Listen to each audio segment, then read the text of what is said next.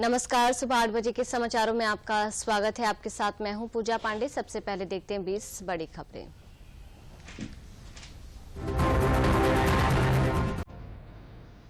Supreme court ने साफ किया कि बेरियम और अन्य प्रतिबंधित रसायन युक्त पटाखों पर प्रतिबंध लगाने के लिए उसका आदेश देश भर के सभी राज्यों के लिए है और सभी राज्य पटाखों पर लगाएं रोक।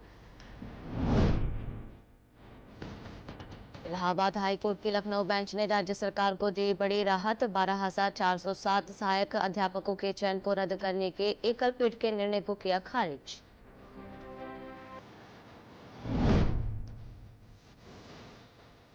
पीएम मोदी ने तेलंगाना, छत्तीसगढ़ और मध्य प्रदेश में किया चुनाव प्रचार। पीएम ने कहा, कांग्रेस के शासन में आतंकवादियों और नक्सलियों के हौसले बढ़ जाते हैं। भाजपा ने हमेशा आदिवासी कल्याण को सर्वोच्च प्राथमिकता दी। मिजोरम विधानसभा चुनाव के लिए मतदान हुआ संपन्न। मिजोरम विधानसभा चुनाव में 77% से अधिक हुआ मतदान।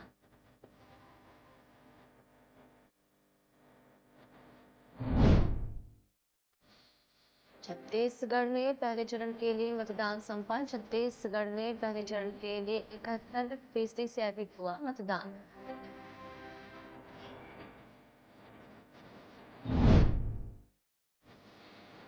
मुख्यमंत्री योगी आदित्यनाथ ने कहा, उत्तर प्रदेश और मध्य प्रदेश नहीं है बीमारू राज्य। जहां कांग्रेस का शासन होगा वही राज्य होगा बीमारू राज्य।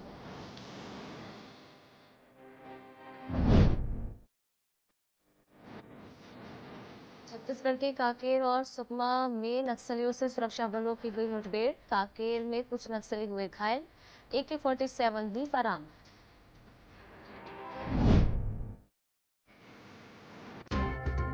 राजधानी लखनऊ में रेशम खादी फैशन शो का आयोजन। प्रदेश में हथकरघा उद्योग को बढ़ावा देने के लिए श्री राम के जीवन पर आधारित रेशम खादी फैशन शो का आयोजन लखनऊ के इंदिरा गांधी प्रतिष्ठान में आयोजित हुआ। इस मौके पर प्रदेश के वस्त्र मंत्री ने भी अपना बयान दिया। श्री राम मंदिर निर्माण के साथ नई और बदलती अयोध्या में पहली बार होगी योगी कैबिनेट की कल बैठक। कई अहम फैसलों को मिल सकती है मंजूरी।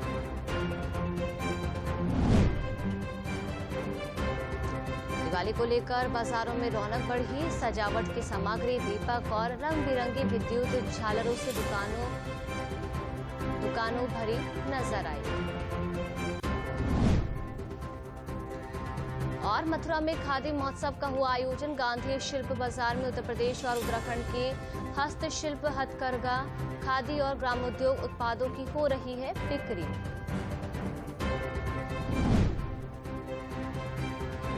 भारतीय अर्थव्यवस्था के लिए लगातार आ रही अच्छी खबरें। मॉर्गन स्टैनली ने बताया कि भरोसा साल 2027 तक 5 लाख करोड़ डॉलर की हो जाएगी GDP।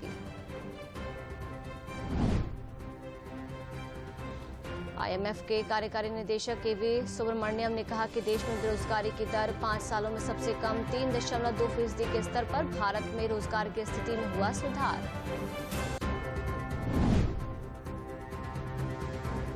संयुक्त राष्ट्र विकास कार्यक्रम द्वारा जारी एक हालिया रिपोर्ट के मुताबिक 2015-16 से 2019-21 के बीच भारत में बहुआयामी गरीबी में रहने वाली आबादी 25% से गिरकर 15% रह गई है। ओडिशा तट के अब्दुल कलाम द्वीप से सतह पर वार करने वाली कम दूरी की बैलिस्टिक मिसाइल प्रलय का आज सफलपूर्वक किया गया परीक्षण।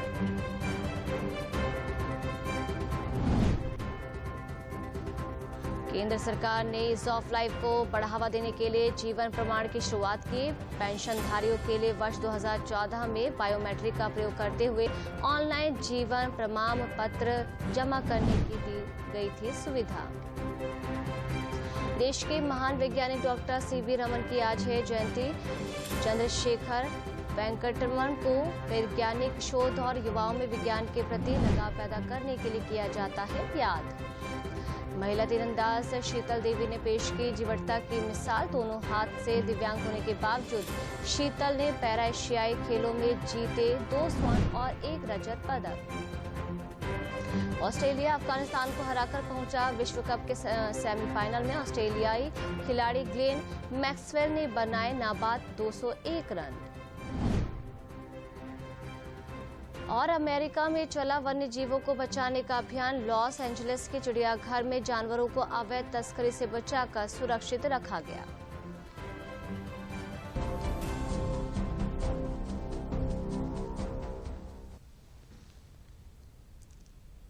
और अब समाचार विस्तार से। बीते कई वर्षों से तमाम वैश्विक और घरेलू चुनौतियों के बाद भी भारत दुनिया की सबसे तेज गति से बढ़ती अर्थव्यवस्था बना हुआ है। मौजूदा चुनौतियों के बीच वैश्विक आर्थिक रफ्तार सुस्त पड़ती दिखाई पड़ रही है, लेकिन भारत अभी भी सबसे बड़ा बैंग स्पॉट बना हुआ है। भारत अर्थव्यवस्था के बारे में फिर से कुछ और बड़ी वैश्विक एजेंसियों ने भरोसा जताया है कि भारत के जीडीपी की रफ्तार में बढ़ोतरी के अनुमान बढ़ते रहेंगे और भारत बेहतर प्रदर्शन करता रहेगा। कोरोना महामारी के बाद से पूरी दुनिया में शुरू हुए आर्थिक संकट के बाद से अभी दुनिया उबर नहीं पाई है, लेकिन भारत ने अपनी आर्थिक रफ्तार से दिखा दिया है कि कैसे भारत दुनिया के ग्रोथ इंजन बनने की क्षमता रखता है। बीते कुछ वर्षों से भारत सबसे तेज गति से बढ़ती अर्थव्यवस्था बना हुआ है। दुनिया भर की एजेंसियां और वैश्विक संस्थाएं भी भारत की विकास यात्रा पर भरोसा जता रही हैं। एक बार फिर से credit rating agency Fitch ratings ने वैश्विक आर्थिक परिदृश्य से जुड़ी रिपोर्ट जारी की, जिसमें उसने भारत की आर्थिक वृद्धि दर को बढ़ा दिया है। फिच ने भारत की संभावित वृद्धि दर में 0.7% बढ़ाकर अब इसे 6.2% कर दिया है। एजेंसी ने अपनी रिपोर्ट में कहा कि रोजगार दर में सुधार और कामकाजी उम्र वाली बेहतर आबादी के अनुमान के चलते भारतीय अर्थव्यवस्था में वर्ष 2019 और 27 की अवधि के दौरान मध्यम अवधि में 6.2% वार्षिक औसत वृद्धि दर्ज करने की क्षमता है। यह वृद्धि वर्ष 2013-2022 के लिए अनुमानित 5.7% की वार्षिक औसत वृद्धि दर से 0.7% अधिक है। फिच की रिपोर्ट जहां भारत को लेकर बेहतर तस्वीर दिखा रही है, तो वहीं दुनिया की 10 बड़ी अर्थव्यवस्थाओं को लेकर फिच की रिपोर्ट चिंता पैदा कर रही है। इस रिपोर्ट में कहा गया कि दुनिया की 10 उभरती अर्थव्यवस्थाओं के लिए मध्यम अवधि की वृद्धि दर अनुमान को 4.3% से घटाकर 4% कर दिया, जिसकी मुख्य वजह चीन के वृद्धि अनुमान में कटौती है। चीन की आपूर्ति के वृद्धि दर अनुमान को 5.3% से घटाकर 4.6% कर दिया गया है। IMF के कार्यकारी निदेशक और भारत के पूर्व मुख्य आर्थिक सलाहकार केवी सुब्रमण्यम ने कहा कि अगर NSSO द्वारा दिए गए विश्वसनीय डेटा को देखें तो पता चलता है कि महामारी के बाद भारत में रोजगार की स्थिति में काफी सुधार हुआ है। उन्होंने कहा कि कोरोना महामारी की दूसरी लहर के दौरान रोजगार की स्थिति में कुछ गिरावट देखने को मिली, लेकिन उसके बाद से लगातार रोजगार के आंकड़ों में सुधार देखा जा रहा है। उन्होंने कहा कि देश में बेरोजगारी की दर 5 सालों में सबसे कम 3.2% के स्तर पर है। साथ ही सुब्रमण्यम ने रोजगार को लेकर CMIE के आंकड़ों पर सवाल उठाते हुए कहा कि हमें अविश्वसनीय आंकड़ों पर ध्यान नहीं देना चाहिए। विश्वसनीय आंकड़ों को लेकर देखें तो हमारी रोजगार की जो सिचुएशन उसमें काफी सुधार और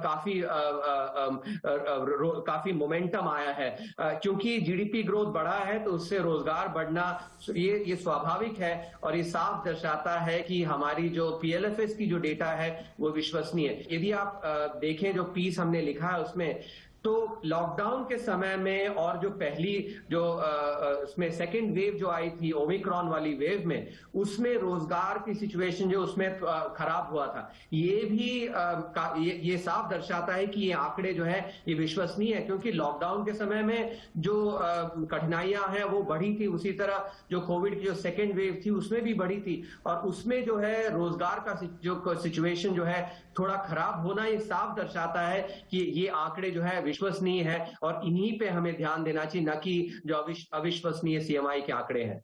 इस बीच ब्रोकरेज फर्म मॉर्गन स्टैनली ने भी अपनी हालिया रिपोर्ट में कहा है कि 2027 तक भारत की जीडीपी $5 लाख करोड़ तक पहुंच जाएगी और इस तरह भारत दुनिया की तीसरी सबसे बड़ी अर्थव्यवस्था वाला देश बन जाएगा। रिपोर्ट में 2024 में विकास दर 6.4% और 2025 में 6.5% की दर से बढ़ने की उम्मीद जताई गई है। मॉर्गन स्टैनली ने उम्मीद जताई है कि देश की अर्थव्यवस्था 2024 से 2028 तक औसतन 6.6% की दर से बढ़ेगी। रिपोर्ट में कहा गया है कि वैश्विक विकास में भारत का महत्व बढ़ा है। 2022 में जहां वैश्विक विकास में भारत का योगदान बढ़कर 15% हो गया है, वहीं 2023-28 के दौरान इसके 17% रहने की उम्मीद है। इससे पहले 2021 में भारत का योगदान महज 10% था। यूएनडीपी यानी संयुक्त राष्ट्र विकास कार्यक्रम द्वारा जारी एक रिपोर्ट के मुताबिक 2015-16 से 2019 से 21 के बीच भारत में बहुआयामी गरीबी में रहने वाली आबादी 25% से गिरकर 15% रह गई है। वहीं भारत में साल 2000 और 2022 के बीच प्रति व्यक्ति आय 442 अमेरिकी डॉलर से बढ़कर 2389 अमेरिकी डॉलर पहुंच गई है, जबकि 2004 से 2019 के बीच गरीबी दर 40% से गिरकर 10% हो गई है। इस रिपोर्ट में बताया गया है कि भारत वैश्विक मध्यम वर्ग की वृद्धि में महत्वपूर्ण योगदान दे रहा है। जहां एक ओर मोदी सरकार दशकों से लटके पड़े आर्थिक रिफॉर्म को जमीन पर उतार रही है, तो मेक इन इंडिया जैसी आर्थिक नीतियों के माध्यम से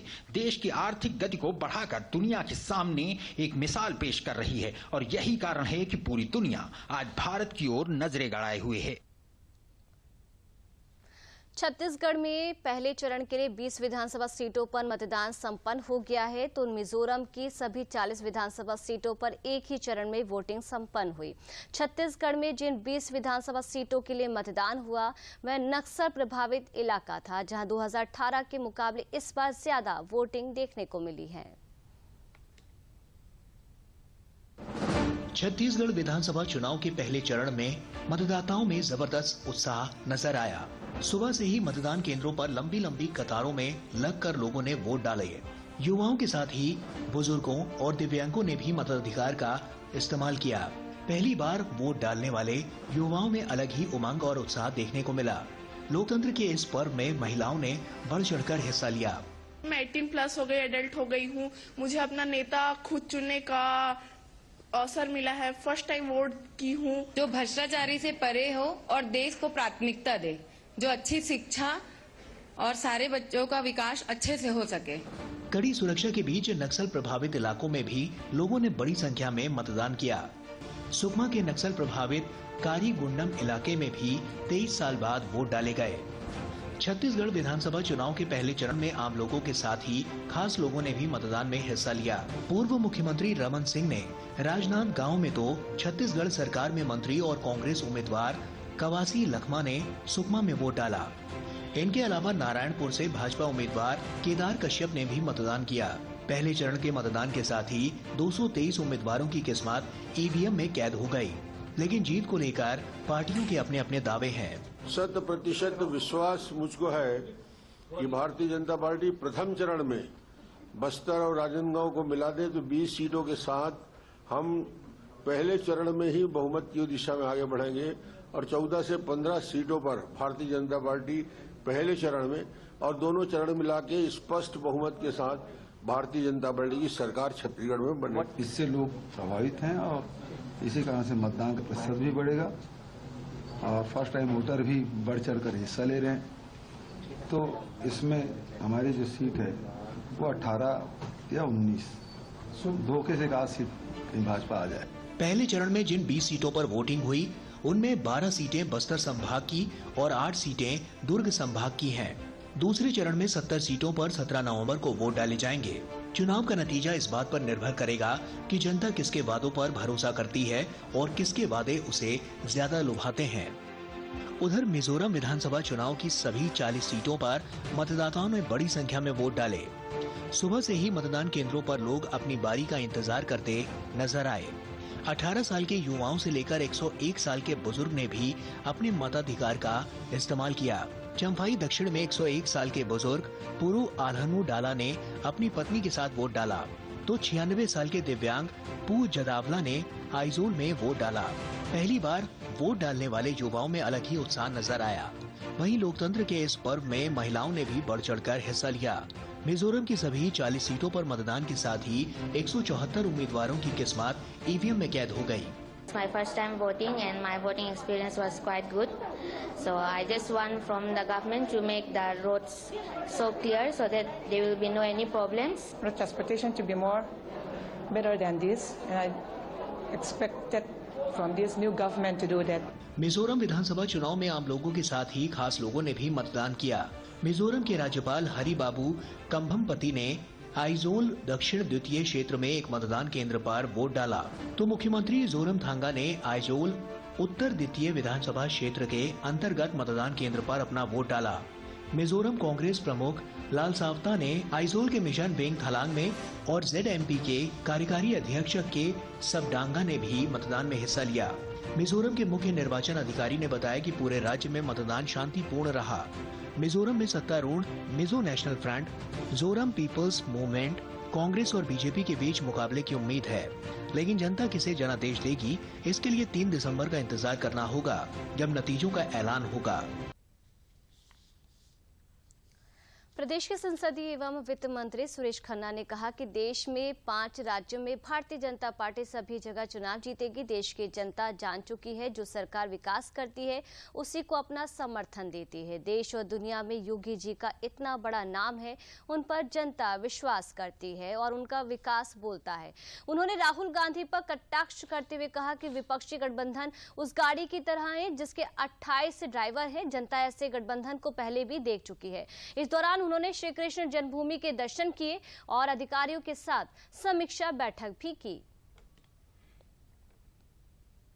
मथुरा तो योगी राज कृष्ण जी के मंदिर की जन्मभूमि पर दर्शन करने के लिए कितने बहुमत से जीते। और योगी जी का इतना बड़ा नाम है देश और दुनिया में, तो उनके ऊपर लोग विश्वास करते हैं और निश्चित रूप से सारी जगह की खबरें यही है। प्रदेश में हथकरघा उद्योग को बढ़ावा देने के लिए श्री राम के जीवन पर आधारित रेशम खादी फैशन शो का आयोजन लखनऊ के इंदिरा गांधी प्रतिष्ठान में आयोजित किया गया। इस मौके पर प्रदेश के MSME मंत्री ने कहा कि PM मोदी ने एक जिला एक उत्पाद को बढ़ावा देकर हथकरघा उद्योग को सशक्त किया है। PM मोदी के आह्वान पर खादी की डिमांड बढ़ी है और विश्व में खादी उत्पादों को नई पहचान मिल रही है। उन्होंने कहा कि प्रदेश में पारंपरिक हथकरघा व्यवसाय से जुड़े लोगों के जीवन स्तर में सुधार हुआ है। फैशन शो में आशमा हुसैन द्वारा विशेष रेशम और खादी से बने वस्त्रों को मॉडल को प्रदर्शित भी किया गया।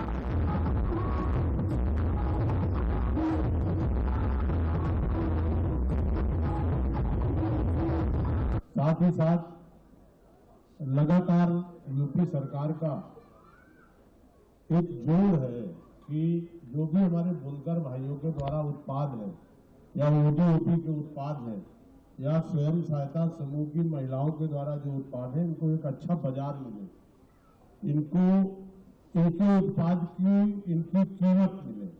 उसके लिए ही हम लोगों ने अभी हाल में माननीय मुख्यमंत्री जी के मार्गदर्शन में दिल्ली में नोएडा में एक यूपी ट्रेड शो किया और वो बड़ा सफल आयोजन था।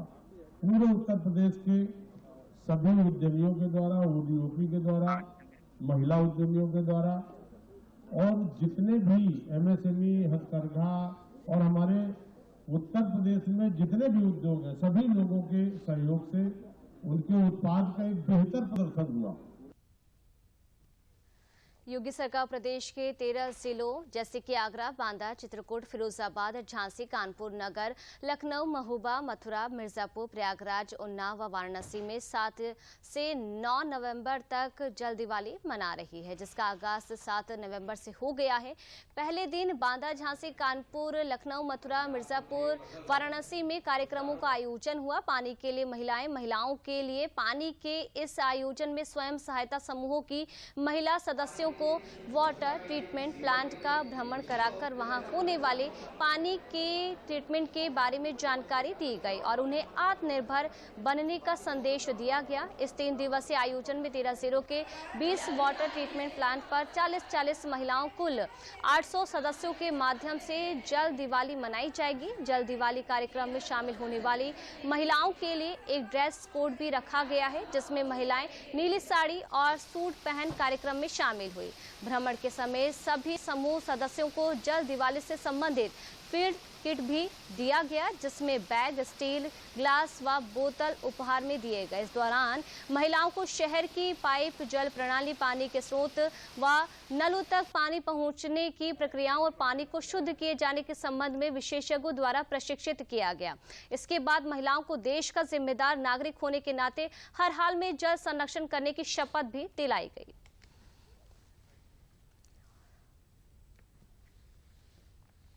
बाराबंकी जिले में रोशनी का पर्व दीपावली को लेकर बाजारों में तैयारियां जोरों पर चल रही हैं। जिले में मिठाई, ज्वेलर्स, बर्तन, मिट्टी के दिए, गणेश लक्ष्मी की मूर्तियां, रंगोली, मोम की डिजाइनर मोमबत्तियों, बिजली की रंग बिरंगी झालरों सहित पटाखों की दुकानें तेजी से सज रही हैं। दीपावली को लेकर बाजार में चहल पहल भी बढ़ गई है। रंग बिरंगे बिजली के बल्बों से लेकर अन्य सजावटी सामानों की बहुतायत दिख रही है। मिट्टी के दीपक भी बाजार में नजर आने लगे हैं। श्री गणेश एवं मां लक्ष्मी की मूर्तियां भी बाजार में दिख रही हैं। बाजार और व्यापारियों में भी उत्सव सा माहौल दिखाई पड़ रहा है। व्यापारियों ने बताया कि इस दीपावली को लेकर तैयारी पूरी कर ली गई है। 10 तारीख को धनतेरस से लोग खरीदारी करना शुरू कर देंगे। पिछले साल की अपेक्षा इस दीपावली में अच्छा बिजनेस होने की संभावना है। 12 तारीख को दीपावली है, हम सब लोग की तैयारियां तो पूरी हो चुकी हैं। 10 तारीख को धनतेरस है, हम लोग मेन त्यौहार ही दीपावली और धनतेरस होता है। तो दीपावली में जैसे लोग सिक्के बहुत खरीदते हैं, चांदी के सिक्के हैं, चांदी की कटोरियां हैं, चांदी की लक्ष्मी गणेश है, और सभी व्यापारियों की, हम सब लोगों की तैयारियां सब हो चुकी हैं। और गिफ्ट पैक में हमारे वहाँ मेवा की गिफ्ट पैक मिल जाएंगे। धनतेरस से उम्मीद यही है कि कस्टमर आना चालू हो जाएंगे और उम्मीद है कि पिछली बार की अपेक्षा आपकी बार सेल हम लोग की बहुत अच्छी होनी चाहिए। 12 तारीख से दीपावली है और हम लोग ने सारी तैयारियां पूरी कर ली हैं, कारीगर वगैरह सब लगे हुए हैं और उम्मीद है कि धनतेरस से दुकानदारी शुरू हो जाएगी। धनतेरस से लोग गिफ्ट बांटना शुरू कर देते हैं। हमारे वहाँ लगभग 40-45 प्रकार की मिठाइयाँ हैं और बाराबंकी वासियों को जो है काजू कतली, मोतीचूर लड्डू, छेने की मिठाइयाँ, ये सब काफ़ी पसंद आती हैं हमारी। इलाहाबाद हाई कोर्ट में मंगलवार को अयोध्या श्री राम जन्मभूमि विवाद की तर्ज पर मथुरा विवाद का ट्रायल शुरू हो गया है। हाई कोर्ट में मथुरा विवाद से जुड़ी सभी 16 याचिकाओं पर अदालत एक साथ सुनवाई कर रही है। मामले की सुनवाई जस्टिस मयंक कुमार जैन के सिंगल बेंच में हुई। हाई कोर्ट में श्री कृष्ण विराजमान की ओर से अधिवक्ता विश्व शंकर जैन ने बहस की। बता दें कि 26 मई 2023 के फैसले के बाद मथुरा जिला कोर्ट से सभी 16 याचिकाएं इलाहाबाद हाई कोर्ट में ट्रांसफर कर दी गई। इन याचिकाओं पर लगभग 1 घंटे तक सुनवाई चली। श्री कृष्ण विराजमान पक्ष की ओर से अधिवक्ता विष्णु शंकर जैन ने ऑर्डर 26 रूल 9 में एक अर्जी दाखिल कर एडवोकेट कमिश्नर से विवादित परिसर का सर्वे कराए जाने की मांग की है। इस पर शाही ईदगाह मस्जिद और यूपी सुन्नी सेंटर वक्फ बोर्ड के अधिवक्ताओं ने आपत्ति दर्ज कराई। कोर्ट दोनों पक्षों को सुनने के बाद कोई आदेश पारित करेगी। इलाहाबाद हाई कोर्ट में याचिका दाखिल कर मथुरा जिला कोर्ट में चल रहे मामले को इलाहाबाद हाई कोर्ट में ट्रांसफर किए जाने की मांग की गई थी। इस पर सुनवाई करते हुए जस्टिस अरविंद कुमार मिश्रा ने 3 मई 2023 को अपना फैसला रिजर्व कर लिया था।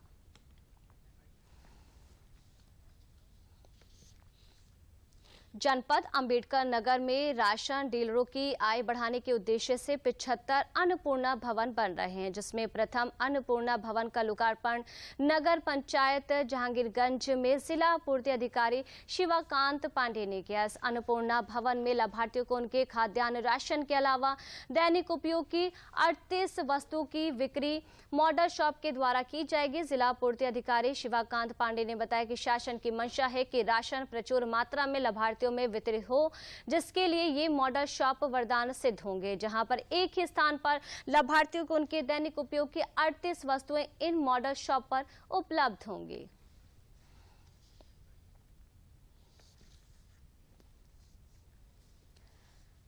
गोवा में चल रहे 37वें राष्ट्रीय खेलों में कई खेलों को पहली बार शामिल किया गया है। ऐसा ही एक खेल है लगोरी, जिससे पहली बार डेमोस्ट्रेशन स्पोर्ट्स के रूप में शामिल किया गया है। इस खेल को देश के अलग अलग हिस्सों में अलग अलग नाम से जाना जाता है। लगोरी को उत्तर भारत में पिट्टू तो वहीं गुजरात में इसे सतोलिया कहा जाता है।